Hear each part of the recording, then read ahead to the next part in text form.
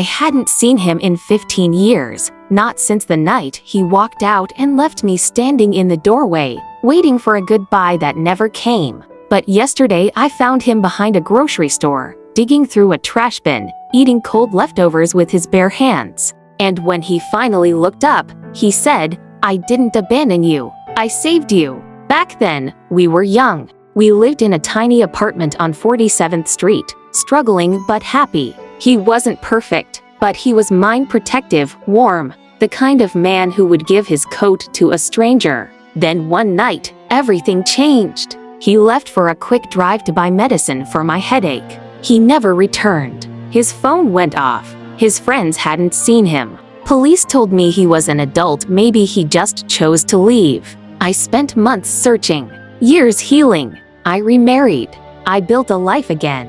But that night became a silent wound, one I buried but never forgot. Yesterday, fate brought me back to the same neighborhood. I was loading groceries into my car when I saw a man hunch over the trash behind the store. Thin, dirty, dragging his feet like he carried the weight of an entire lifetime. But the way he walked, I knew that walk. My heart stopped. I stepped closer. "Sir, do you need help?" He looked up, and the world froze. It was him, my husband, a ghost wearing his face. His eyes widened with shame. He tried to turn away, but I whispered, "Daniel?" He dropped the food from his hands. He begged me not to come closer, said he wasn't the man I knew, said he didn't want me to see him like this. He was shaking so badly I offered him my jacket, but he refused to touch it. Then he whispered something that shattered me. I didn't mean to survive this long. I asked him what he meant,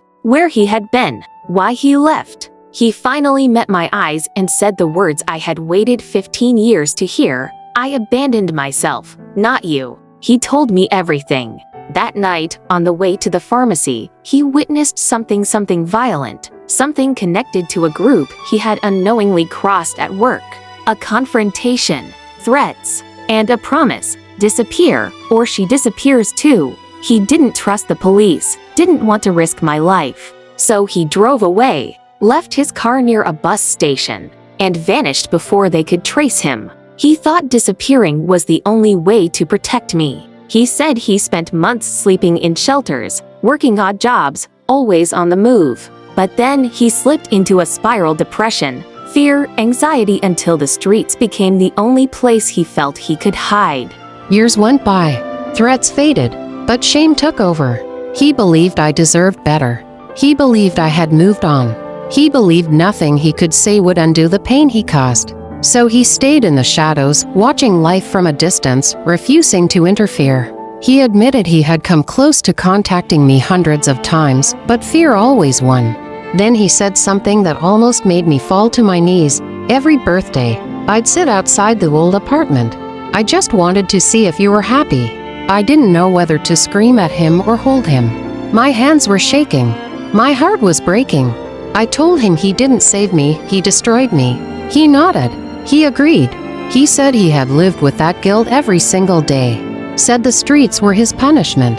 Then he looked at me with eyes that no longer carried hope and whispered, "At least now you know. And now, you can walk away." I couldn't speak. All I saw was a broken man who once held my whole world in his hands. I called a local outreach worker.